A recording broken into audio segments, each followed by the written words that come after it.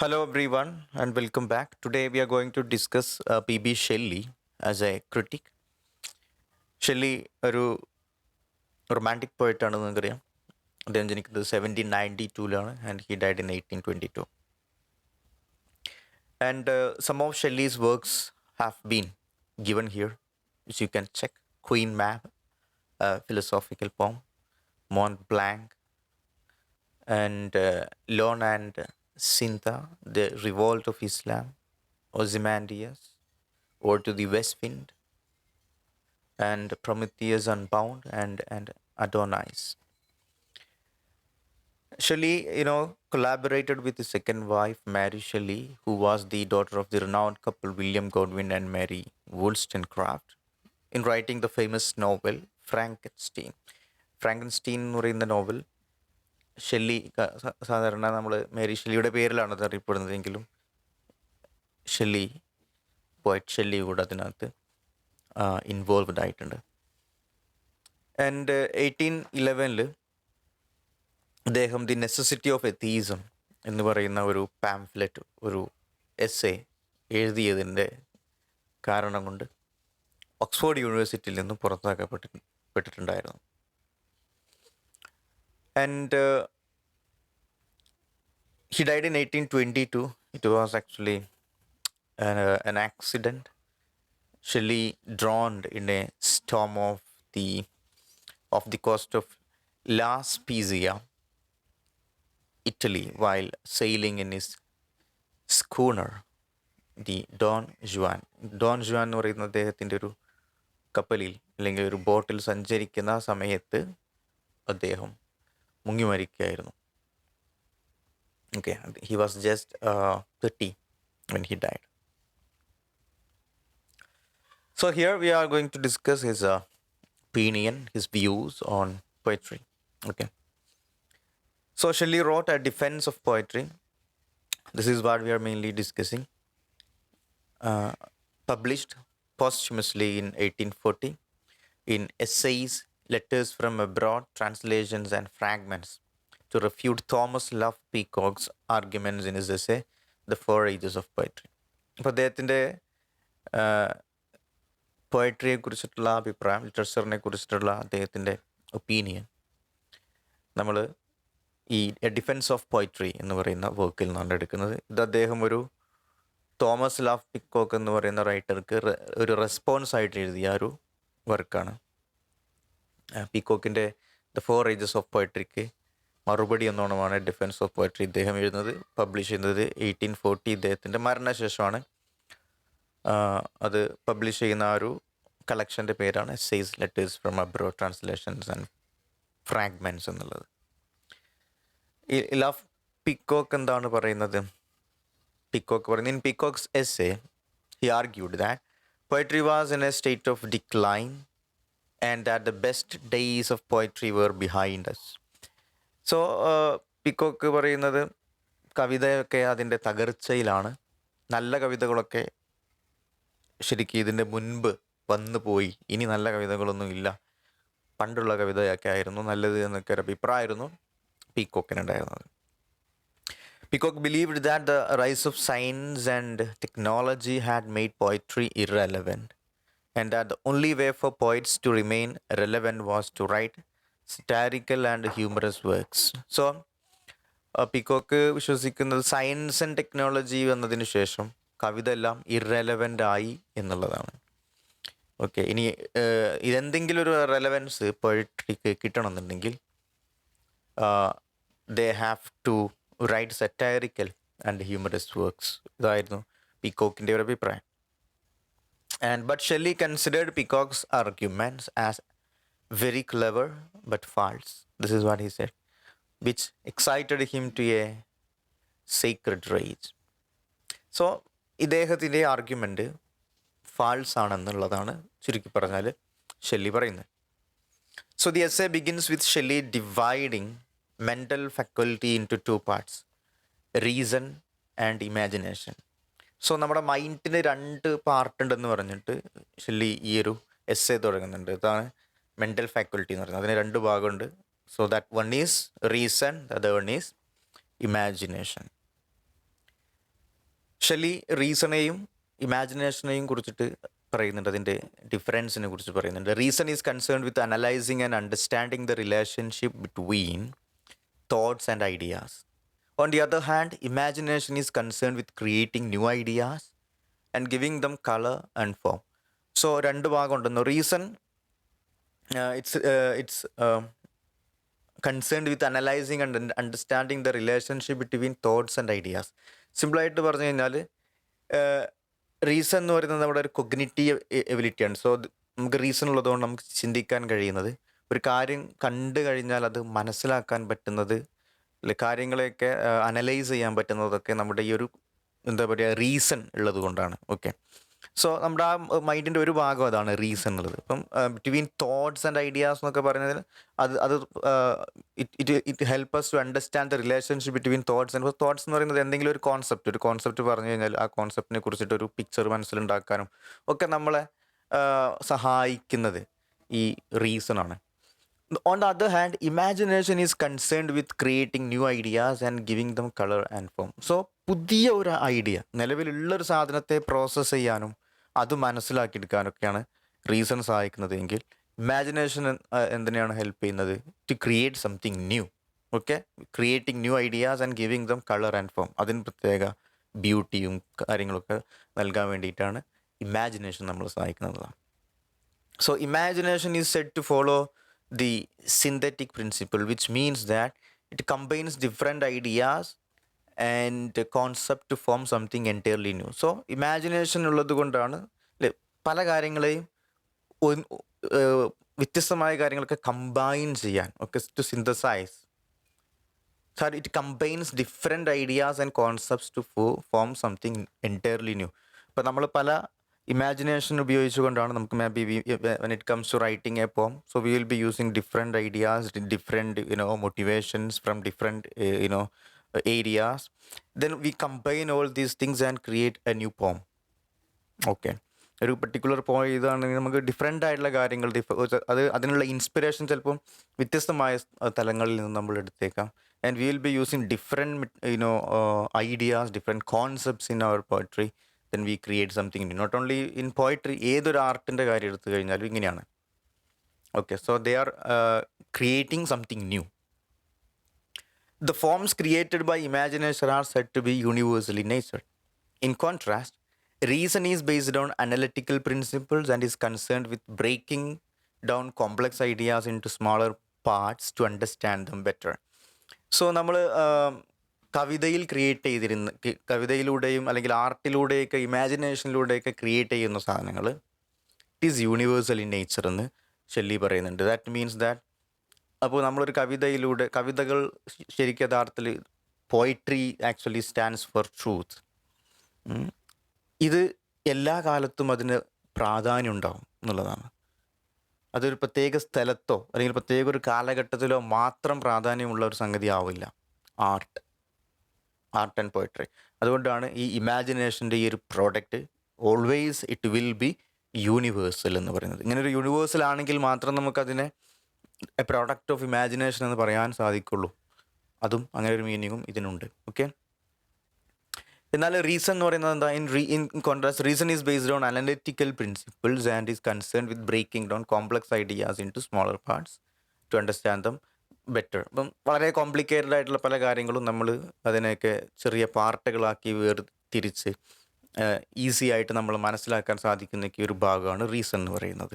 Okay, so Shelley compares reason to quantity which is more concerned with measurement and calculation, while imagination is compared to quality. അദ്ദേഹം ഈ റീസണെ quantity ആയിട്ടാണ് അദ്ദേഹം compare ചെയ്യുന്നത്. Quantity എന്ന് പറഞ്ഞാൽ കുറേ മെഷർമെൻറ്റും കാൽക്കുലേഷൻ, അളവ്, ഇങ്ങനെയൊക്കെയുള്ള സാധനങ്ങൾ നമ്മൾ എടുക്കാനും പിടിക്കാനൊക്കെ സഹായിക്കുന്ന സാധനം reason. So he compares this to quantity.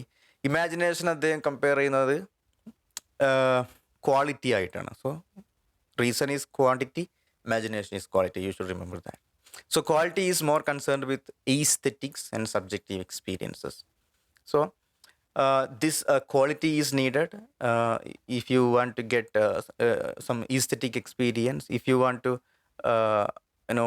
write a poem and also enjoy a poem, you should have this quality, imagination.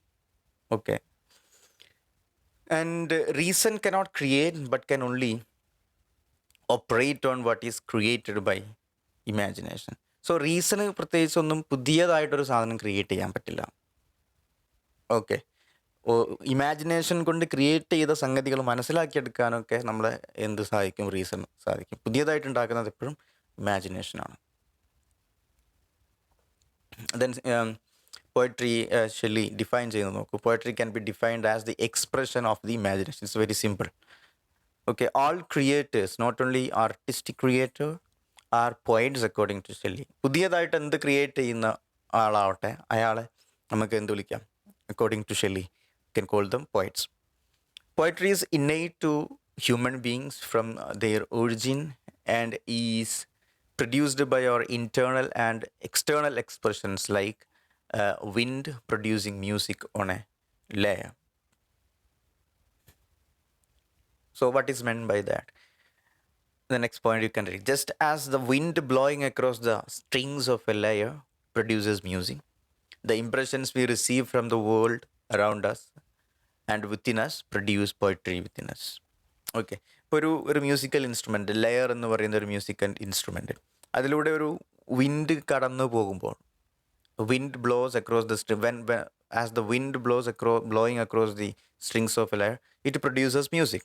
Similarly നമ്മുടെ മനസ്സിലുള്ള impressions we receive from the world around us, ഇപ്പോൾ നമ്മൾ ഔട്ടർ വേൾഡ് എന്നുള്ള പല കാര്യങ്ങളും അതായിരിക്കും നമ്മളെ കവിത എഴുതാൻ ഇൻസ്പയർ ചെയ്യുന്നത്. സോ അതാണ് ഇവിടുത്തെ impressions we receive from the world around us. അതുപോലെ പുറത്തുനിന്നുള്ളത് മാത്രമല്ല, നമ്മുടെ ഉള്ളിലുള്ള കുറച്ച് കാര്യങ്ങളുണ്ടാവും, within us. These things produce poetry എന്നുള്ളതാണ്. ഓക്കെ, അത് ഏതുപോലെയാണ്? Just like wind produces music on a layer.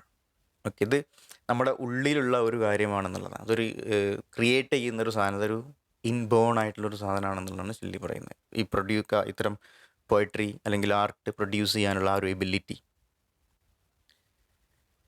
Then he says that imagination has its own language. We call it poetic language, which is directly connected to our thoughts. Shelley believes that poetry is superior to other forms of art because it faces fewer limitations and impediments between conception and expressions.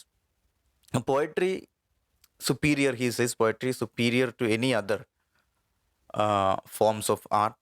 കാരണം poetry faces fewer limitations and or impediments, തടസ്സങ്ങൾ, കുറച്ച് തടസ്സമേ ഒരു കവിത എഴുതാൻ ഒരു inspiration കിട്ടിയാൽ അതൊരു കവിതയാക്കി മാറ്റുന്നതിന് അദ്ദേഹത്തിന് മുമ്പിൽ കൂടുതൽ തടസ്സങ്ങളൊന്നുമില്ല. ഓക്കെ, അദ്ദേഹത്തിൻ്റെ കോൺസെപ്റ്റും അദ്ദേഹത്തിൻ്റെ ആ കോൺസെപ്റ്റ് അദ്ദേഹം ഒരു കവിതയായിട്ട് അദ്ദേഹത്തിന് അത് എക്സ്പ്രസ് ചെയ്യണം. അപ്പോൾ ഇത് രണ്ടും തമ്മിൽ പ്രത്യേകിച്ച് കൂടുതൽ അന്തരമില്ല, അതിൻ്റെ ഇടയിൽ തടസ്സങ്ങളില്ല എന്നാണ് പറയുന്നത്. എന്താ ഇപ്പോൾ ഒരു ഉദാഹരണം, വേറെ ഇപ്പോൾ ഈ ഒരു പോയട്രിയുടെ സംബന്ധിച്ചിടത്തോളം ഇങ്ങനെയാണ്. അപ്പോൾ മറ്റുള്ള ആർട്ടിസ്റ്റുകൾ ചിലപ്പോൾ തടസ്സം നേരിടും, റൈറ്റ്? അപ്പോൾ അവർ നേരിടുന്ന തടസ്സം എന്താ? ഒരു ഉദാഹരണം, a painter. Next point, a painter may be limited by the colour available to them, the size and shape of their canvas and the tools they use to create their work. Okay, ഇപ്പോൾ ഒരു പെയിൻറ്ററെ സംബന്ധിച്ചിടത്തോളം അയാൾക്കൊരു concept കിട്ടി, പക്ഷേ ആ concept അത് അദ്ദേഹത്തിൻ്റെ ആ ഒരു കോൺസെപ്റ്റ് ഒരു ഒരു ഒരു ചിത്രമാക്കി മാറ്റണമെന്നുണ്ടെങ്കിൽ അദ്ദേഹത്തിന് മുന്നിൽ ചില കാര്യങ്ങൾ, ചില തടസ്സങ്ങളുണ്ട്. അദ്ദേഹത്തിന് നല്ല ക്യാൻവാസ് കിട്ടണം, നല്ല കളറ് കിട്ടണം, ആൻഡ് ഇത്തരം കാര്യങ്ങളൊക്കെ ഉണ്ട്. സോ ഇതൊക്കെ അവരുടെ ലിമിറ്റേഷൻ. ഒരു പോയിറ്റിനെ സംബന്ധിച്ചിടത്തോളം അത്തരം കാര്യങ്ങളൊന്നുമില്ല. ഇത്തരം മൈൻഡിലൊരു സാധനം വന്നിട്ടുണ്ടെങ്കിൽ അദ്ദേഹത്തിന് അത് ഈസി ആയിട്ടത് കവിതയായിട്ട് എഴുതാൻ പറ്റും, പ്രത്യേകിച്ച് തടസ്സങ്ങളൊന്നും ഇല്ല എന്നുള്ള. A painter may be limited by colour available to them, size and shape of their canvas, and അവരുപയോഗിക്കുന്ന ടൂൾസ് എല്ലാം അതിന് ബന്ധപ്പെട്ടിരിക്കും. And another example, a composer may be limited by the instruments they use.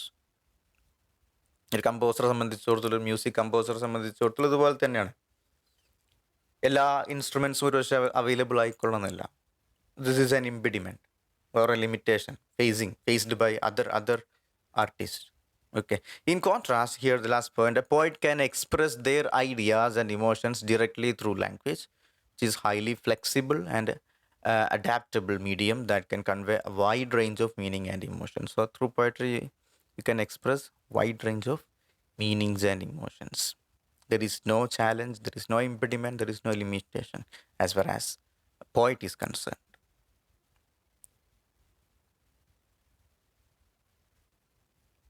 Then, Shelley says, poetry is a source of great delight and a great instrument of moral good. Imagination makes a man really good and sympathetic. So, like many other critics said, it's A source of great delight. പല ആളുകളും നമ്മൾ ഇതിനു മുമ്പ് discuss ചെയ്ത critics ഒക്കെ പറഞ്ഞതാണ് delight ആണ് പോയട്രിയുടെ primary aim എന്ന് പറയുന്നത്. So Shelley also thinks so. Poetry is a source of great delight, great instrument of moral good എന്ന് പറയുന്നത്. ദാറ്റ് മീൻസ് ദാറ്റ് ആളുകൾ മോറലി ഗുഡാക്കാനും പോയട്രിയെ കൊണ്ട് പറ്റും, ആളുകളെ നന്നാക്കാനും പോയട്രിയെ കൊണ്ട് പറ്റും.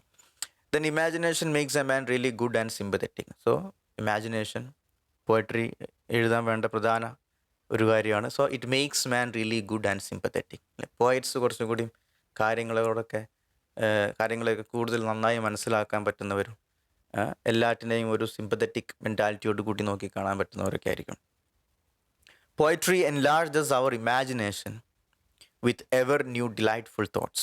And Shelley upholds the Platonic concept of poetic inspiration and believes that one cannot compose poetry conscientiously. Means നമുക്ക് കോൺഷ്യസ് ആയിട്ട് എന്നുള്ള രീതിയിൽ തന്നെ വായിക്കാതെ, നമ്മൾ ഒരുപാട് ഇരുന്ന് കവിത എഴുതുന്നു എന്ന് തീരുമാനിച്ചുകൊണ്ട് നമുക്ക് കവിത എഴുതാൻ പറ്റില്ല എന്നുള്ളതാണ്.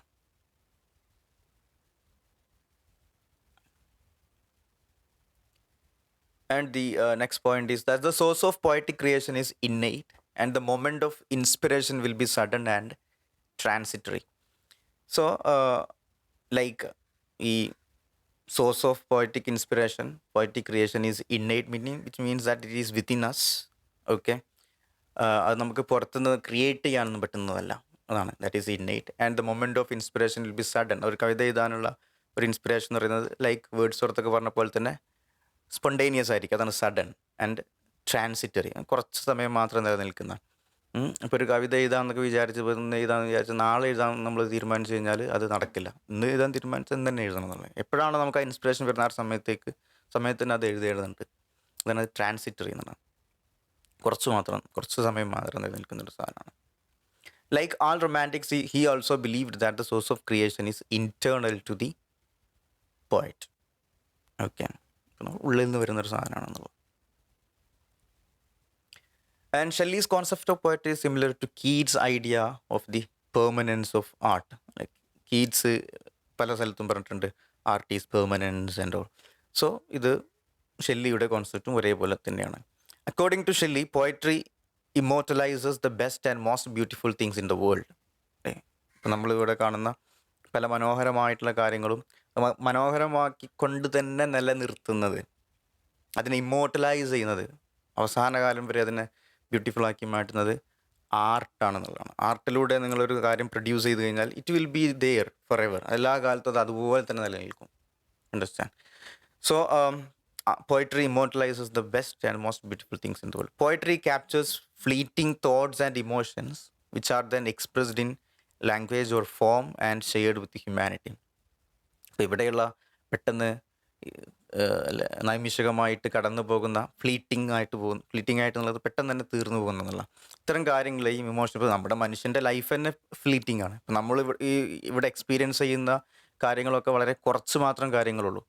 നമ്മുടെ ലൈഫ് നമ്മളിപ്പോൾ ഒരു 10-60 കാലം ജീവിക്കുന്നു, നമുക്ക് ഒരുപാട് കാലമായിട്ട് തോന്നിയേക്കാം. പക്ഷേ ഇവിടെ ഭൂമിയിൽ മനുഷ്യൻ ജീവിക്കാൻ തുടങ്ങിയ കാലം മുതലുള്ള 6 വർഷം എടുക്കുകയാണെങ്കിൽ ഇത് വളരെ കുറച്ചേ ഉള്ളൂ. സോ വളരെ കുറച്ച് കാലം മാത്രമുള്ളതാണ് fleeting. So fleeting thoughts and emotions ഇതെല്ലാം നമ്മൾ എന്ത് ചെയ്യുന്നു, പോയട്രിയിലൂടെ എക്സ്പ്ലെയിൻ ചെയ്യുന്നതോടുകൂടിയിട്ട് അത് ഇമ്മോർട്ടൽ ആവുന്നു. അത് പിന്നെ നമുക്ക് ശേഷം വരുന്ന ആളുകൾക്കൊക്കെ അത് വായിക്കാം. Understand? And Shelley believed that poets hold significant moral power and are the unacknowledged legislators of the world. So he says that ഇവിടെ സൊസൈറ്റിയെ നല്ല രീതിയിലേക്ക് കൊണ്ടുപോകുന്നതും ആളുകളെ റൈറ്റ് ആൻഡ് റോങ് പഠിപ്പിക്കുന്നതും എല്ലാം പോയറ്റ്സ് ആണെന്നുള്ളൊരു അഭിപ്രായം ഷെല്ലിക്കുണ്ട്. He believe poets hold significant moral power. അതുകൊണ്ട് ആളുകൾ മോറലി ഗുഡാക്കുന്നതിൽ നല്ലൊരു റോള് പോയിറ്റ്സിനുണ്ടെന്നാണ് ഇതിൻ്റെ അർത്ഥം. Poets hold significant moral power. So he says that they are the unacknowledged legislators of the world. ഇപ്പോൾ ഈ ലോകത്ത് ആരും ശരിക്കും അംഗീകരിക്കാത്ത കാര്യം, അപ്പം അൺഅക്നോളജ്ഡ്, ഇപ്പം നമ്മുടെ ഇവിടെ നിയമങ്ങൾ നടപ്പാക്കുന്നതും ആളുകളെ നേരെയാക്കുന്നതൊക്കെ നമ്മുടെ ലെജിസ്ലേറ്റേഴ്സാണ്, നിയമനിർമ്മാണമൊക്കെ നടത്തുന്ന ആളുകൾ. അപ്പം എന്നാൽ ആക്ച്വലി അവർ ചെയ്യുന്നത് പോലെ ഒരു റോള് പോയറ്റ്സ് ചെയ്യുന്നുണ്ട്. അത് ആളുകൾ എന്ത് ചെയ്യുന്നില്ല, തിരിച്ചറിയുന്നില്ല. അതുകൊണ്ടാണ് അത് അൺഅക്നോളജ്ഡ് എന്ന് പറയുന്നത്. അംഗീകരിക്കാത്ത, ആളുകൾ അംഗീകരിക്കാത്ത ലെജിസ്ലേറ്റേഴ്സാണ് ഈ പോയറ്റ്സ് എന്ന് അദ്ദേഹം പറയുന്നു. So this concept is reminiscent of the Platonic image of poets as visionaries and prophets. So ഇത് പ്ലേറ്റോൻ്റെ കഥയായിട്ട് തന്നെയാണ്. പോയറ്റ്സിനെ സംബന്ധിച്ചിടത്തോളം പ്ലേറ്റോ പറയുന്നത് അവർ വിഷണറീസ് ആവണം, അവർ മോറലി ഗുഡായിട്ടുള്ള കാര്യങ്ങൾ സമൂഹത്തിന് പഠിപ്പിക്കണം. And so they have to be prophets. ഇതെല്ലാം പ്ലേറ്റോ പറഞ്ഞ സാധനമാണ്. സോ ഇതേ ഒരു ഐഡിയ തന്നെയാണ് നമ്മുടെ ഷെല്ലിയും പറയുന്നത്. Okay. So Shelley expressed this idea earlier in his essay, A Philosophic View of Reform. A Philosophic View of Reform എന്ന് പറയുന്ന വർക്കിലും ഇതേ ഒരു ഐഡിയ പറഞ്ഞിട്ടുണ്ടായിരുന്നു. So this is all about Shelley and thank you for watching.